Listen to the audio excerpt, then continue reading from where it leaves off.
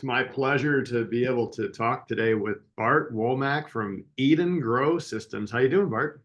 Very good, Warren. Thank you for having me. Awesome. That's my pleasure. So first of all, tell me about what you do, your company. I see you got a NASA logo in your background, so I'm Yep, very, yep. very curious. So serve it up. Give us some. Sure. So my name's Bart Womack. I'm the founder and CEO of Eden Grow Systems. I'm the inventor of its first product, the Life Pod.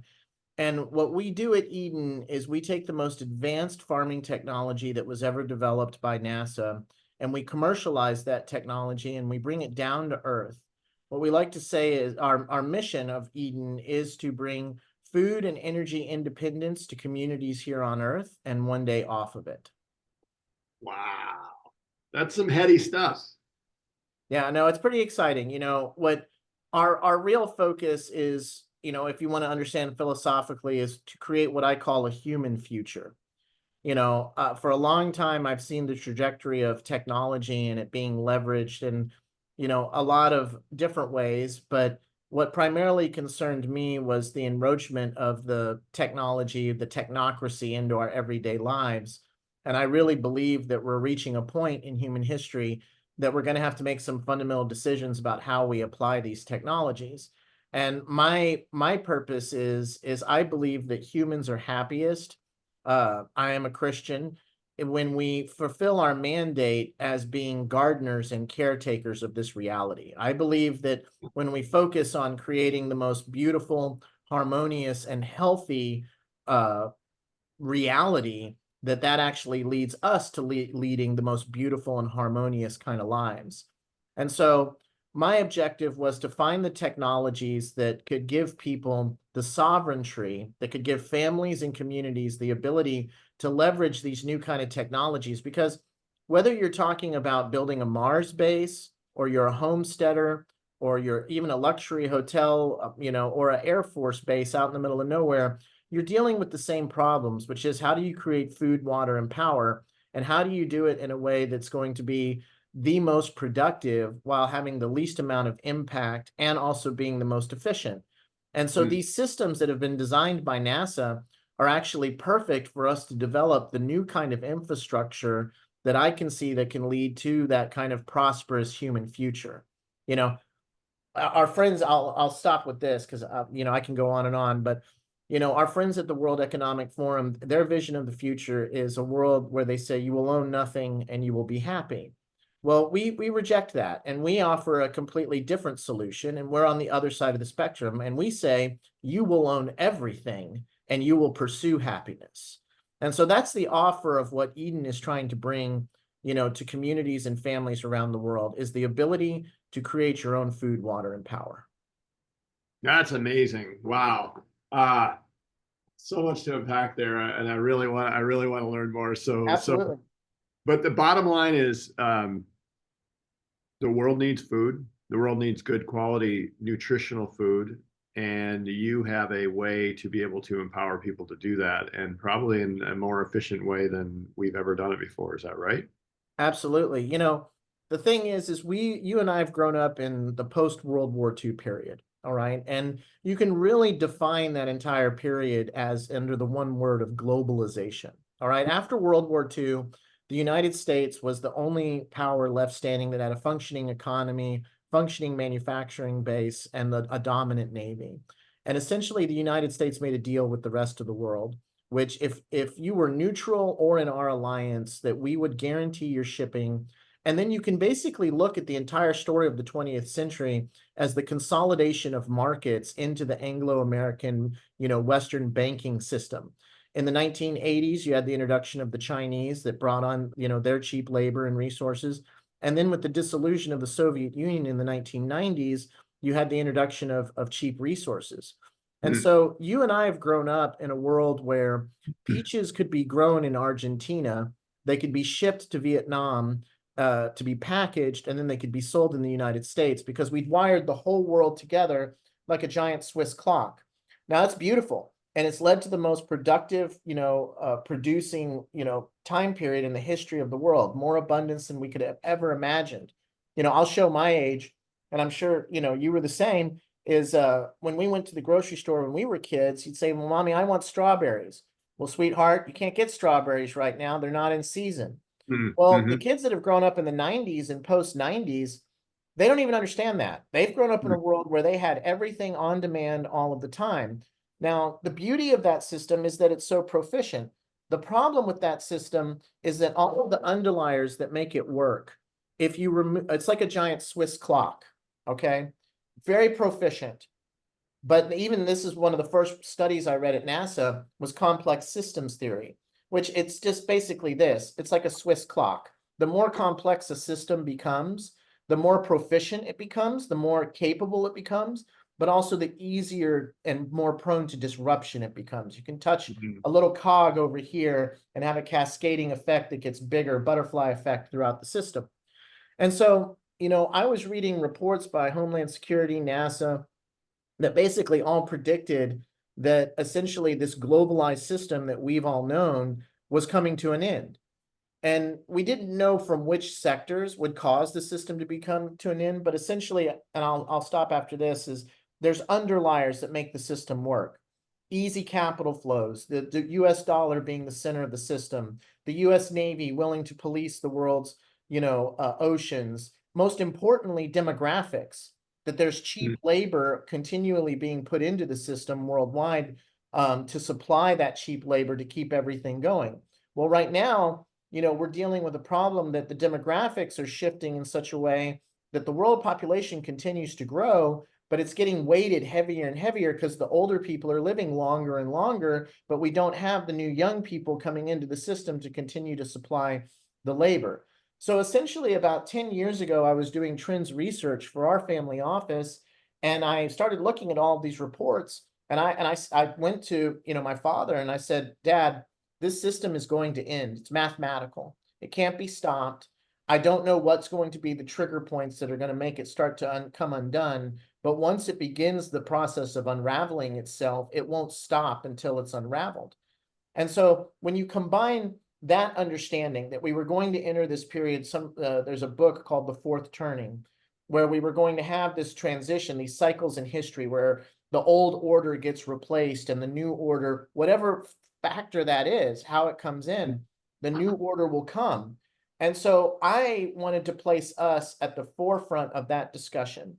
Is as this old global system collapses, we have to have a discussion about what kind of system is going to replace it. And per my analysis, it goes back to that World Economic Forum. You can have two essentially ways of replacing it. You can have hyper-centralization, vertical integration. This is the corporate world where you'll have a very few number of corporations that will own the farms, own the delivery, own every aspect of what's being delivered to you. And it'll be very proficient, but it'll be absolutely controlled, and there'll be very little self-determination, of the people or their ability to influence or decide what that system does.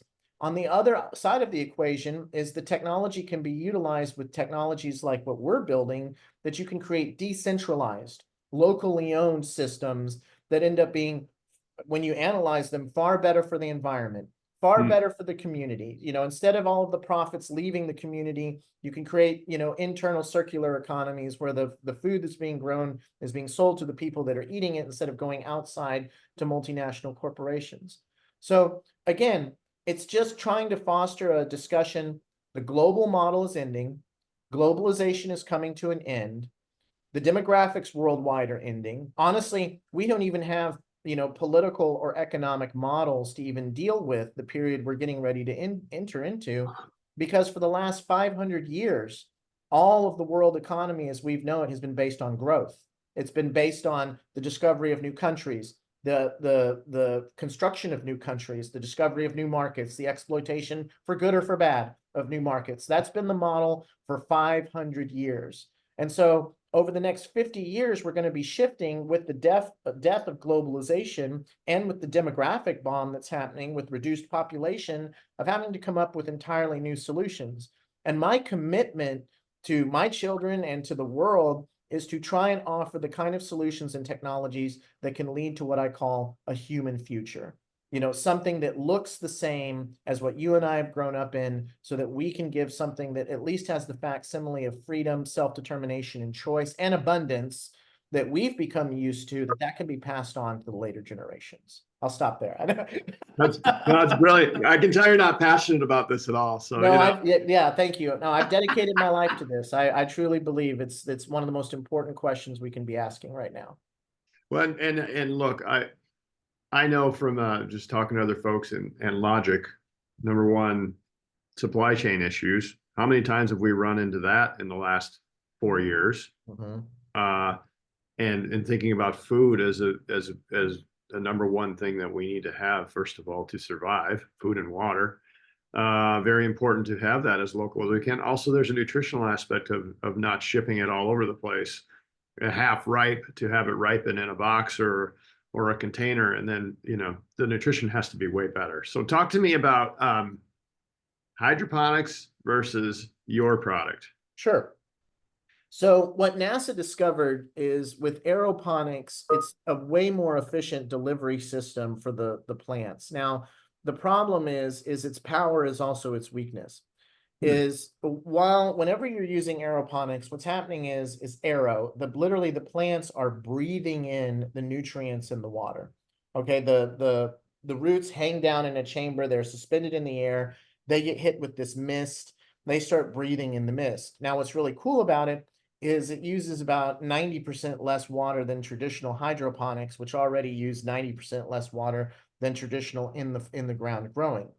And what's also cool is that those plants, when they start breathing in that mist, they're able to transfer the energy that they would normally utilize to pull the water and the nutrients out of the substrate, whether that's dirt or water, and they're able to much more efficiently pull it out of the air. They transfer that energy into growing faster. Now, about 30% faster. Now, what's also interesting about aeroponic technology is it can be utilized to grow any kind of fruit or vegetable. So hydroponics are really only proficiently utilized for herbs and leafy greens. If you really have someone that knows what they're doing, you can get hydroponics to be utilized for growing tomatoes or strawberries. And that's with an expert, someone that's a real expert. But with aeroponics, with people with no prior experience, you can grow any kind of fruit or vegetable. All right. And we've been cataloging this and doing this now for many, many years at Houston, in Houston. Now, what we saw is there was some fundamental flaws in how indoor farming was being approached. Okay. One is the hyperfixation on hydroponics, because hydroponics was easy, it's stable, it was easy to leverage, it didn't require a lot of learning curve the way aeroponics did. And also the entire industry has kind of suffered kind of crisis right now. Have you ever heard of the Gartner hype cycle in business? Okay, so think Bitcoin, think the .com bust. Okay. What happens when a new technology gets introduced is there's this hype cycle that happens, that everybody gets real excited. Oh my God, this technology is going to change the world. This is so cool. What ends up happening every time is the industry picks about 5 to 10 leaders. Those 5 to 10 leaders get most of the investment, and then everybody copies that. And though they always end up being wrong. Okay. Interesting. So like think again, the .com bust. The .com busts, 90% of the companies end up getting destroyed, wiped out, but the 10% that actually understood the real dynamics of what they were doing, those go on and become the Googles, the Facebooks, everything that's really successful. In Bitcoin, you could think of it as all these like trash coins that got created, the NFTs, things nobody understood. People, this is crazy money going everywhere. And then it crashes and you end up with a very small percentage that were actually real and continue to go on. Right now in indoor farming, what happened is everybody followed the model of asking the question, how do you make the more profitable farm? It's business, right? It seems like that would be the question to ask. Well, when you ask that particular question, you end up with a very narrow kind of proposition, which everybody copied, which is, okay, we're going to build a massive farm in the center of a population center connected to a distribution node, and we're going to grow lettuce and leafy greens because we can do succession harvesting, and we're going to just make pennies pennies, but we're going to do it at such a large scale that that's going to end up making us successful. Okay. Gotcha. So what ended up happening is everybody followed that model. And now you go to the grocery store and what? There's a whole wall of organic lettuces that you can buy. And it's a race to the bottom. The other things that everyone ignored is energy costs. There are many farms in Europe that assumed that energy costs would always be a constant or within a range. Well, war with Russia completely changes that equation. And then there were a lot of companies that built their companies like tech companies and made it to where only scientists and engineers could build and operate their systems. So early on at Eden, even though we're high tech, and when we incorporated, my CTO and I sat down and we analyzed all this and we said, these companies are really making some mistakes because first off, just the mission, building the more profitable farm.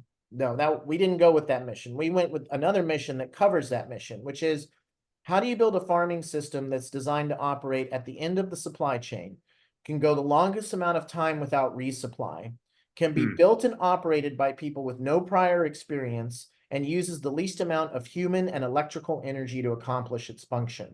Okay, now when you ask those parameters, now you start ending up with a completely different set of answers that cover the original question of how you build a more profitable farm, but now you're also covering a lot of the subtext of taking out different assumptions that a lot of the other groups made. And then finally, what we saw is trying to put yourself in one modality. Okay, you're going to build one big farm in New York. Well, there's a lot more need than just creating one big farm in a population center. So what we said is we're going to build systems that are modular, mobile, scalable, adaptable.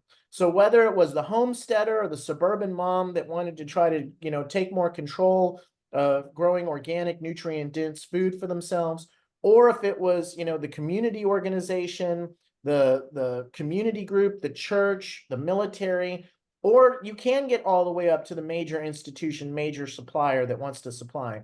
It was about creating a solution that could be leveraged along any line of that spectrum. That was our objective, and that was what fundamentally made us different than everybody else, if that makes sense. So I love that idea of asking the right question, the broader question, the bigger question, versus getting too narrow too fast. How do you discipline yourself to do that, or how do you get to that space where you ask the right question? I guess that's a really good. I think that's the job of when you're a startup. That's what you have to constantly be doing. And the mistakes that we've even made as a startup at this point is when I see that we became hyper fixated on doing something and having to learn the hard way that it wasn't going to work, and that's really, who was it I was listening to the other day that they were talking about the greatest, and I think this is absolutely true for startups. It's true for everything, but it's way more true for startups. The number one quality that you need to be successful is tenacity, is you have to really believe in what you're doing. And I was thinking about this the other day, how many times my team and I, we didn't have payroll, the lights were going to get turned off, how are we going to make this work? Even right now, the company's more stable than it's ever been. But right now I have opportunities that are huge and the team is still up. How do we go get the money to do these, Mars colonies that we want to build? How do we convince people and make them understand that, Tesla's built the rockets, but we're going to build the habitations for people to live in when they get there? And these are incredibly ambitious kind of projects and visualizations, and a lot of times we have no idea how we're going to make them happen, but it's having a team of people that don't look at the negatives, but look at where's the opportunity? How do we leverage this? How do we turn this problem into something that can work for us? It's basically having that kind of thinking that, in my opinion, is what is really more key than anything else when you're doing this, if that makes sense. I love the positivity side of that, tenacity, and then sounds like adaptability, flexibility, be willing to change course. Absolutely. We've pivoted 3 times down the company. Over an 8-year period, we've pivoted 3 times. We just now finished the 3rd pivot in the last year. How do you keep your team on on task and on the same page and motivated through those changes. Well, the truth is sometimes you lose people. Sometimes you do have burnout and, people give everything they can and then they just can't understand it, how you're shifting. Being surrounded by absolutely wonderful, partners in the project, having a really great board, and really having people, I'll say it, having people around you that truly believe in the project, whether they're working internally or investing. That's what's key, because when things get rough, they're going to pick themselves back up, dust themselves off, and figure out how you're going to take the next hill. The people that, and when I've lost people, I don't ever, I'm always sad to see them go whenever we lose someone, but I don't regret it, because the way I look at it is it's better to lose them now when we're struggling than to bake them into the cake and then the cake tastes bad later on. It's like, I don't want anyone that doesn't believe, and I don't want anyone that's solely here for a paycheck. I need people that are going to go that extra mile, that truly believe in what we're doing and are ready to sacrifice the way that we and me and the other people that have carried through, every iteration. And really it was this last one that was one of the hardest ones that we had to deal with, but I'm really happy with it, because on the other side of it, I know exactly how far the people that are here are ready to go, and it makes me feel good. Yeah, they're bought in and they're with you. They're with you through thick and thin, and because they're bought into your vision of and your vision is a big vision. Did they do you agree? I think it was Brad Sugars or somebody that said if your dream is, if you tell people your dream and they don't laugh at you, your dream's not big enough. Are you? I haven't heard that one, but I like it. Yeah. I mean, it's just, the thing is it's an incredible opportunity. That's one of the things I tell my business partner and CFO, Megan Crawford, to even complain, and I've complained, I'm human, but Sure. look, I get to wake up every day and work on my dreams. I get to pursue what I believe is good. I'm already a winner. You're already a winner. You're at the 1% of 1%. You actually get to wake up and work on what you want to work on. You've already won. What is there to be ungrateful for? Your trial, the difficulty? Like, if you play a video game and it's too easy, the game is boring. So why would life be any different? Why should life be any different? The people I've seen that even got things too easily, they don't appreciate them. They don't enjoy them. Having to struggle for something that you believe in is probably the greatest gift you could ever be given in life. And so, yeah, it scares me. It scares me how much I've invested into this company. It scares me, all of the responsibility from the people that have invested in this company and that I have to live up, to making sure. Scares me that I'm not out, doing things that could just make me money. Mm. I have 4 kids. Yeah, I want all of them to have a great life. I'm doing this because I want them to have a great life, but I've taken an incredible risk on doing this. So, I get scared, I get daunted. We have bad days, but at the end of the day, I do always try to come back to that place of gratitude and remind myself that I've been given the greatest adventure of all time, and why, and again, as a Christian, I'll say this. Until I had my own children, I never really understood the concept of why we look as Christians as God the Father. And I kind of really get it, now when I give my children something to do, and I'm sitting there and I'm watching them from the window, and I put them in situations that I know are going to push them to their maximum.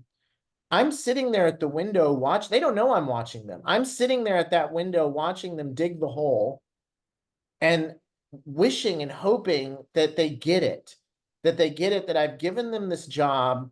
It's a hard job. It's a hot job. It sucks. They're outside. They're having to dig a hole, but I've given them the job because I believe in them, because I want to see them become the greatest versions of themselves that they can become.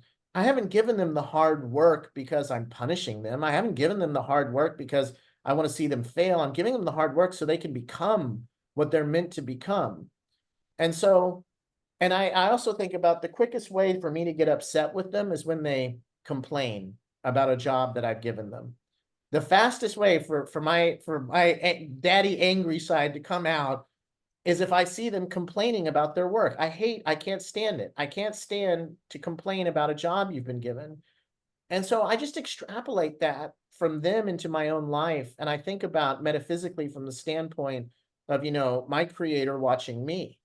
Well, whatever situation my creator has put me in, if you believe in a loving and truth-based universe, then you have to accept that you're in that situation so that you can become the greatest version of yourself you can become.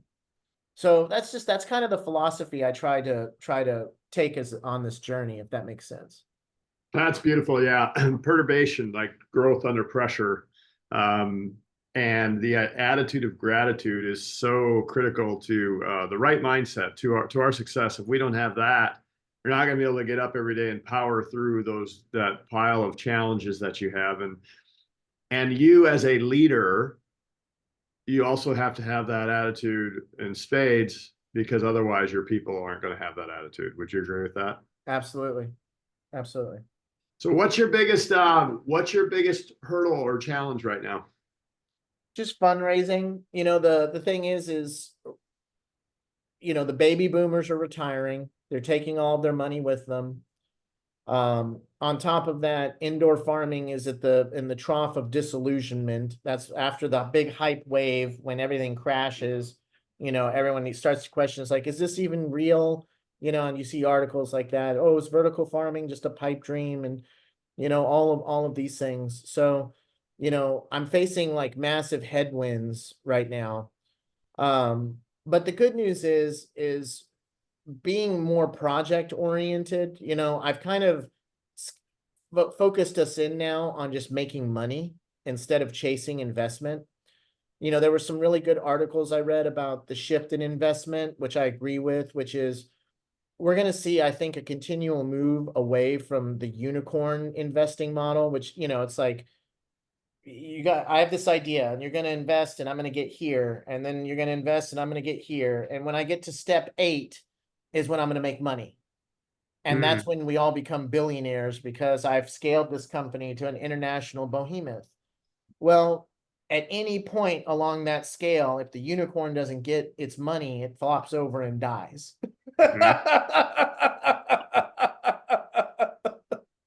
So, there's the unicorn, but then on the other side, there's the donkey.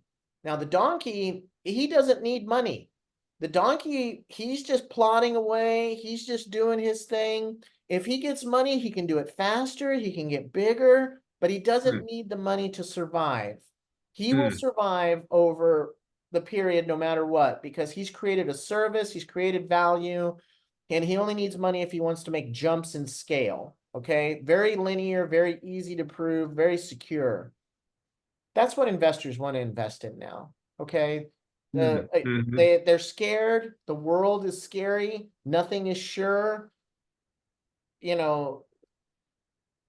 That's what they want. The day of the unicorn. I'm not saying it's everything's bell curves. So it's not that I'm saying anything's black and white. There's still going to be unicorns. But I think the shift, what I'm seeing in my own personal experience, whether you're talking to VCs, family offices, angels, the angels and the family offices, they want nitty gritty. They want to know, how am I going to make my money back? Don't tell me you're going to IPO. Tell me how you're going to pay me back. Tell me how this is going to make me money and put money in my pocket soon. Okay, that's what they want. And the VCs, they want you at the point that you almost don't need their money. And they're like, oh, well, if you waited another 6 months, you could do this on your own. Yeah, we're ready to invest now. Here, take the cash, So it's just the appetite right now for risk is very small. It's getting smaller every day. So I think, convincing people to invest in projects right now, I've bifurcated my company. All of my grow operations are donkeys. Okay, they can grow, they can make money growing, very linear, very easy to understand. If you invest in that, you're going to give me this money, I'm going to grow this many crops, I'm going to pay you this much out over time. we've done these crops before. You can see our track, all very black and white, linear, mathematical, easy to understand. Okay. And that's still hard. Even then, it's still hard. But Yeah. there's that. And that's easier. And again, doesn't need money. I can take money to grow faster, but doesn't need money to survive. On the other end of the equation are all of these space technologies that we have, building bioregenerative life support systems, building out Mars colonies, building out, the next range of, mushroom growing technology. These are the really exciting things but they do need money. They do need money because they need money to be set up. They need money to be prototyped. And it's going to be many, many years before they make profits and they generate returns. And so that's really is splitting the company into two completely different, essentially portfolios. So that now, when I'm talking to my angels and my family offices, I'm talking to them about nitty gritty. You want to make money? Here's how we make money over here. All right. When I do find the space investors and the billionaires and the people that are like, they're wanting to know, I'm going to dominate everything in 10 years, oh, well, here, sir, here, I have all these projects over here that we're working on that can lead to that. And so just learning, but your question was, adapting myself to a changing investing environment and not trying to get investment in the traditional way, curating what I'm doing to specific groups of investors that will make more sense to them. If that makes sense. Yeah, that's brilliant. I'm working with a couple startups right now, and that's my number one question is like, look, I love the idea. I love the vision. I love what you could potentially do. But meanwhile, cash flow, positive cash flow, predictable cash flow, it's not sexy, but my gosh, it sure makes life a lot easier. Yeah. And then it can fund the other kind of more aspirational things. Exactly. Exactly. I'm going to prove that we're a good investment. And once I've proven to you that we're a good investment, now I'm going to start asking you for, the magic. Like, let's go over here and make some magic happen.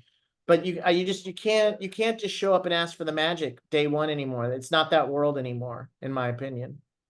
No, and the other thing is it gives you the option to not take a bad deal or a deal with somebody that you maybe are not questioning their whatever character, ethics, just don't like them, whatever that might be, so you can stay true to your vision because you don't have to take a deal. And that sort of independence to me would be so much better than.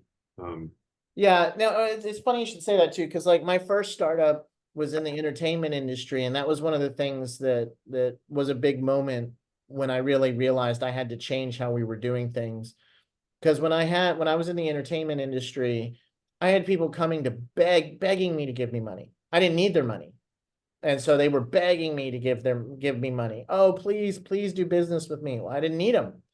And that was really when I really zeroed in on changing how we were doing things and starting to focus on just leveraging our technology to make money instead of trying to get investments the unicorn could fly. It's like, no, I'm going to make it to where, and it's also true. Investors, the investor that closes the quickest is the one that thinks that you don't need them. People can tell when you're trying, if you're trying to sell them and you're desperate, people can tell. They smell it. They can smell it. And so the faster I've been able to get us to the point of, saying you're lucky if I let you give me money. That's what I'm racing towards right now. We are interviewing you to see if you are a good partner. Exactly. Yeah, exactly. What do you have? Yeah. Because that business alignment and that attitude obviously works well in any kind of sales as well, right? There was a, I'm not quite there yet, but there was a lady that was kind of legendary that I never met that I was told about through one of the accelerators I was in. And they basically said she closed, a couple of $1 million investment in 30 days. And she had over 100 pitches set up over a 2-week period. But every time she would sit down for the pitch, she would ask them, have you researched the company? Are you ready to write a check today? And if they said no, she would say, thank you so much for your time. I have to move on. I love it. And that was it. She was just absolutely, brutal. Like, do you know who we are? And is this interesting enough that you're ready to write a check if I can convince you today? No, thank you for your time. I love You it. know, like that's where I want to get to. It's like, no, if you don't already know who we are and what we're doing, and if you didn't take this meeting because because there's a lot of BS, and there's a lot of BS even by these investment groups, that I've seen, that they take calls, they take meetings, they have never had any plan on investing in you. Mm, A lot of them, I think, just do it even for corporate intel on different, I've had a few nakedly tell me at the end of the meeting, like, oh yeah, we have a portco that's similar to you, and we really just wanted to see what you had to say about the industry. mm. And it's like, okay, well, thank you. Can you pay me now for my Yeah, for my I just consulting consulted that you. I You owe just me a consulting fee now. you know? So I just that's really where I'm kind of at mentally, is just making us resilient, making us to where we don't need investment, and really just getting to the point of getting much faster. Because I've been fundraising now. I've been dealing with investors for 7 years, and the truth is in my opinion, 99% of the investors I've spoken to, I knew within 5 minutes if they were going to invest or not. Hmm. I could just, by the questions they asked, the way they approached us, you know, it's very easy to tell. And so I keep wanting to speed up that process of just, getting to the investors and relationships that are going to make sense, and blowing past the ones that don't make sense as quickly as possible. Beautiful.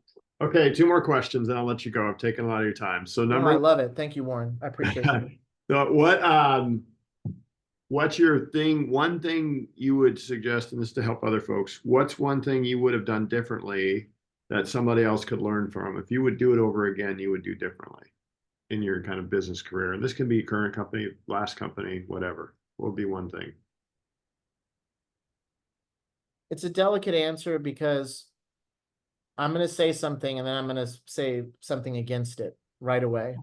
Okay. I love it. Don't compromise. If you have a vision and you know what you're trying to achieve, a lot of people are going to tell you it's stupid Hmm. because they're not going to get it. So don't compromise. Don't compromise what you know, if you know. But surround yourself with as many, not just intelligent people, but winners. Oh. One of the biggest mistakes I've ever made in my life, when I've seen other business people make, is bringing in people for money or skills or capability, but not really learning what their story is. So I obviously, I believe in metaphysics. I believe that we're living in some kind of God's dream construct. But to me, it's all mental. It's all ideas. It's all stories. Hmm. All of our lives are a story. Hmm. And when you can look at your own life and see, well, what is the story that's being told here? What is my story? And what is Hmm. the story I tell myself about my story? Now, if you're going to do business with someone, or really have any kind of relationship, I mean, this goes for romantic, this goes every kind of relationship. Sure. Before you get in deep into the relationship, learn what the person's story is. What is the story they tell themselves, and what is the story they tell you about their life, their experience, who they are, their journey, their adventure? Because if you sign up with someone that views their story only through the lens of struggle, then Huh. your experience with them is going to be one of struggle. So the best thing you can do is find people who have a winning story, and who believe in their own winning story. Now, it doesn't mean they're arrogant. It doesn't mean that they're sure of themselves, but it means that when you listen to them, are they winners? Are they people that define their life as a good story, as one that maybe they struggled, but they overcame and they won? Or is it someone that's defined their life constantly as struggle for its own sake or negativity? And you want to stay as far away from both of those kinds of people as possible. And the problem is when you get wrapped up with people like that and it's already too late because you know you're loyal and you're good and you need to stand by them because you made commitments to them. And so the best piece of advice I can ever give to people in their own self-interest is to do this analysis, to take their time. It generally, in my opinion, takes at least 1 to 2 years to really get to know what someone's story is and to understand how they view themselves and their reality and their adventure. And like I said, focus and keep the ones that are winners as close as possible and keep everyone else as far away as possible. I love that. That's great. I 100% am bought into that idea. I think what you brought out earlier is that's your mindset as part of it. Like you don't have to have all these victories, but you see them as you see even your losses or your struggles as victories because you learn from them. So you're seeing that from a different mind or perspective than just, oh, I've been through hell and back. Exactly. Yeah. We've all been through hell and back. Life's hard. Yeah. But what is your mental attitude and perception of how you overlay it? You know, and that there's a feedback loop in life. And if you look for struggle and you look for problems, they will multiply. If you look for opportunity and you look for good fortune, they will multiply. I like it. So last question, can I buy one of these things? Like, how's it work? Oh yeah, absolutely. Yeah, no, please. Yes. We'll sell as many as people will buy. Honestly, we are going to continue to offer retail. Retail is quickly becoming the least interesting of the ones that we do. I was warned early on by some very smart people, and I didn't understand what they were saying, that, they were saying, Bart, doing a retail and manufacturing company is probably the most difficult thing that you can do. Elon Musk actually has some good quotes about this, and he's right. It is the most ambitious and difficult kind of company because you're constantly having to re-envision your project. You have to have an R&D division, you have to have a marketing division, you have to have a sales division, you have to have a support division, and you have to have you don't build one company when you're doing a retail outfit. You build 6 companies and wire them all together. Yep. And so, just to be blunt, the opportunity cost of retail, I should do that last. I should do that when we're already $1 billion company and I have the resources to scale it appropriately. That's one of the pivots I'm talking about, is we were hyper-focused on being a retail company for about 4 years.